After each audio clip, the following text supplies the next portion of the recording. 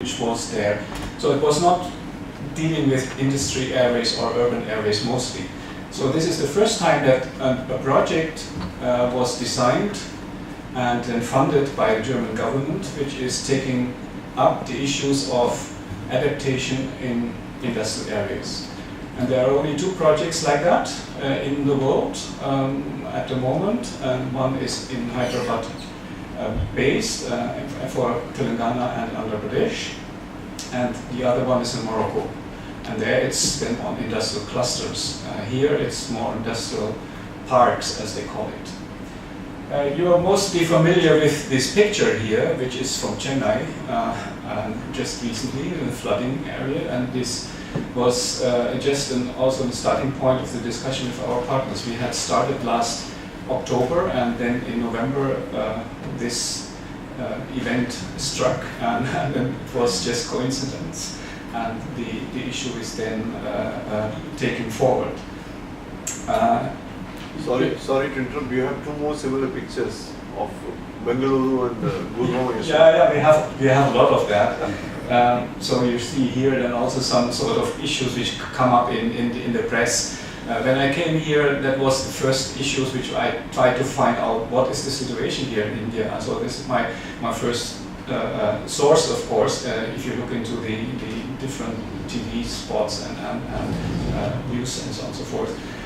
So we have then the issues also which was reported that the last December was the hottest ever in India and the like, and so you have these headlines, and you have then the 1 temperature rise, which is hovering around this 1 temperature already in all the world, but also of course if you see then this graph which is combining different data, then you see that it's even if it's claimed by El Nino or not, it's still continue to grow, and that's the issue which we were talking with our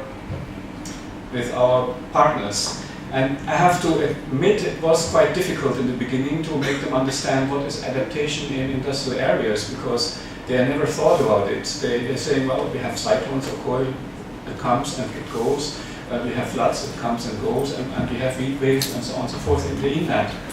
So then we tried to gather some of data, and these are examples here now from Andhra Pradesh of the temperatures we take from the meteorological department, and we could establish some of the trends, so to show them that is something happening there.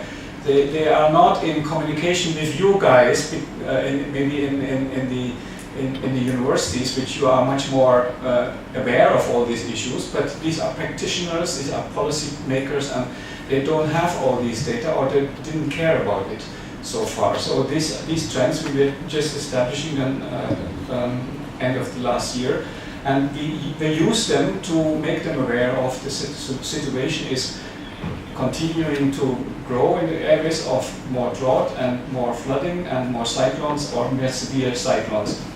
And the issue was then what to do about it. What can we do actually? And it was really difficult for us without any data to establish some sort of reasonable approach to see then also what the lady in the first talk was saying about losses and damages, because there were no records about that. Yeah, well, I take just the example from Telangana. You see there some pictures regarding or graphs which is showing the differences in all the different mandals and regions across the state. The similar we have done for Andhra Pradesh. So I don't go into this in all detail, but shows that there are already some very severe affected areas and others which are not so much affected. This is the same then with the distribution of rainfall, which we could establish then as a starting point for the discussion with our partners. We, as GIZ, or the consultants for GIZ, working is always in a cooperation project. So we are not doing consultancy as it's normally done in India. We get an assignment, we do our work, and then deliver a report. That's not how we work. We work in a cooperation, and we want to encourage people to do it by themselves, and that's our empowerment which we want to do. So we did this together with them. This is how the concept of the project is all about. We had established different working packages and working groups. We said, if you are not assigning to the managing director, if you're not assigning people for doing this work, then we cannot work with you. So that was the very first step to convince them. And indeed, all these working packages, we have then formed groups within the TSIC or APIC to work with us on the different issues of developing guidelines, which we are now in place, and then later on doing awareness capacity building for all the stakeholders, because they have to reach out and to industries, to the ILAs and the local governments and the like. So we cannot do that. We are a small team only, and they have to do their work. They have to only to understand that they have to incorporate it into their daily work. So coming now to this risk assessment, we had in the beginning to do some sort of climate risk assessment, but very rapid assessment, because there were more than 400 industrial parks. Imagine that. And all of them had to be somehow to put into account and to see how we can really assess then the vulnerability of these issues and how they are taking care of their own resilience.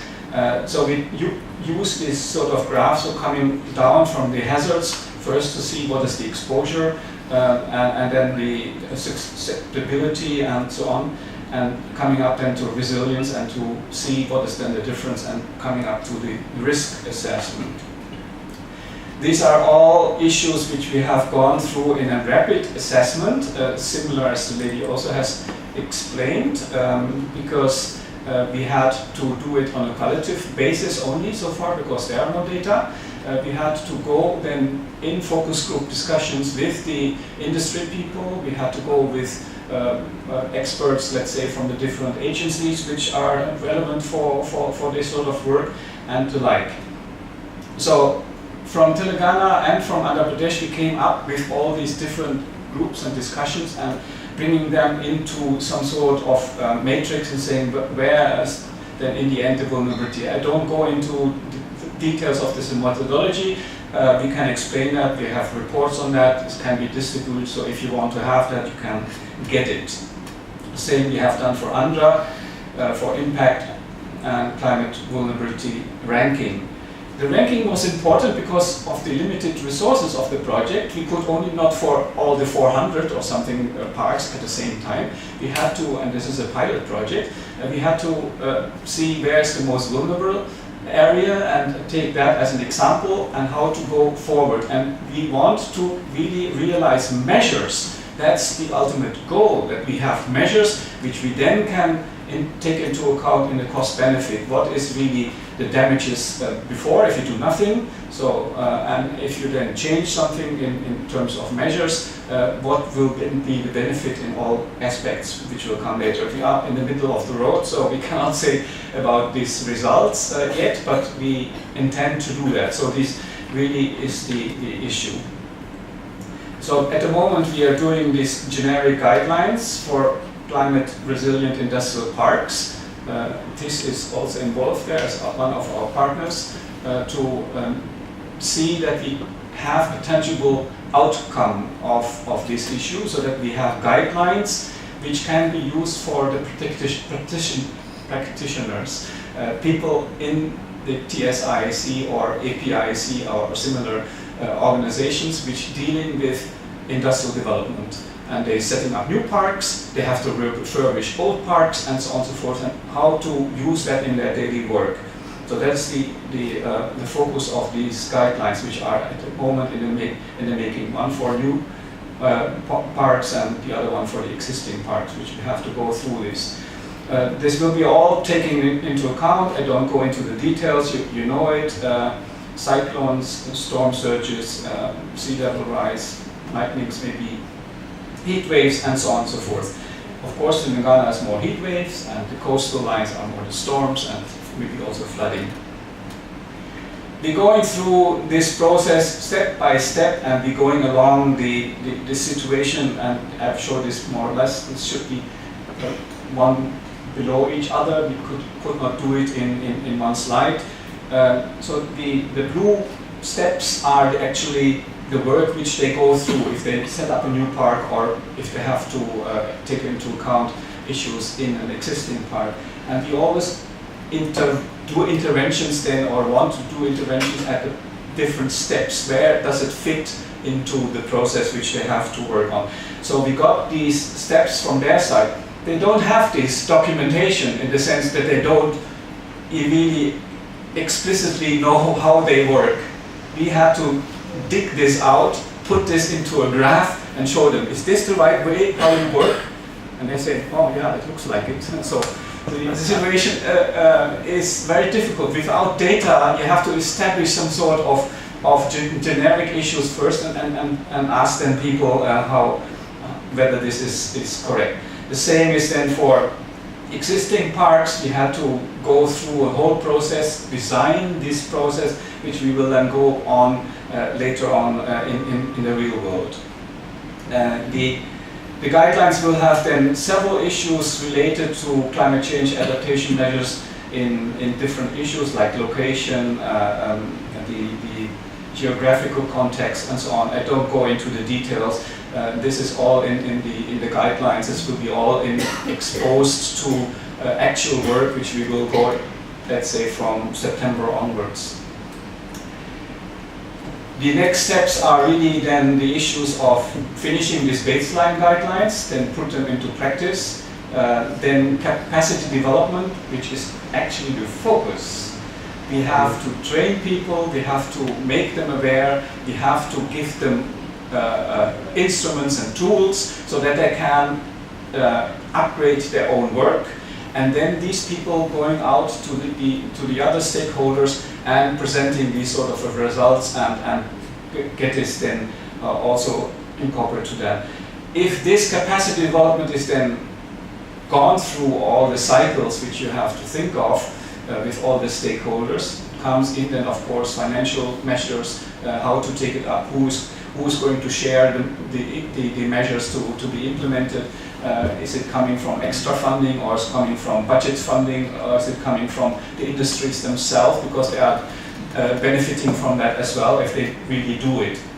So all these financing options come then of course as well. We will give them an opportunity to do that, and the last but not least is then the support for implementation.